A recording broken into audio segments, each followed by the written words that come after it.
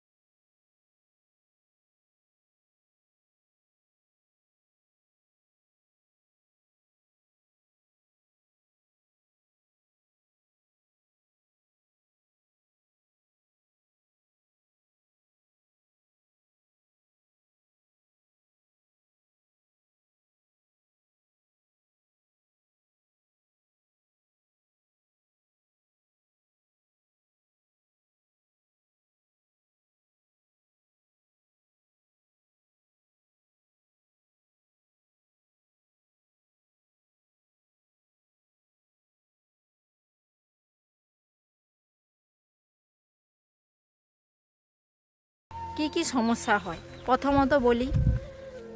Camera করার জন্য আমার একটু সমস্যা হয়, ক্যামেরা ধরতে পারি না, আর আমি ঠিকঠাক ক্যামেরা করতে পারি না। কেউ একটা ক্যামেরা ধরে দিলে ভিডিও বানাতে আমার খুব ভালো লাগে, এই জন্য আমার সমস্যা হয়। ক্যামেরাটা ঠিকঠাক করে তো করতে পারি না, এই জন্য অনেকগুলো ভিডিও মানে ক্যাচ করতে পারি না আর কি, তুলে ধরতে পারি না। যেগুলো তুলে ধরা সেগুলো তুলে ধরি, এই জন্য ক্যামেরা ধরার একটু সমস্যা হয়, তাই অনেকগুলো ভিডিও করতে পারি না। আর দেখো, পরিবারের সাপোর্ট থাকলে ভিডিও বানাতে ভালো লাগে। পরিবারে যদি সাপোর্ট না থাকে না, ভিডিও কোনো দিন তুলে ধরা যায় না, আর কোনো দিন এগিয়ে নিয়ে যাওয়া যায় না। আমার বাড়িতে কেউ একমত নয়, এই জন্য আমাদের ভিডিও করাটা প্রচুর প্রবলেম হয়ে ওঠে। তবুও তুলে ধরছি, তুলে করছি, তবুও বিরোধীর মধ্যে তোমরা সাপোর্ট থাকলে, ভালোবাসা দিলে আমরা নিত্য নতুন ভিডিও করে ছাড়বো আর তুলেও ধরবো।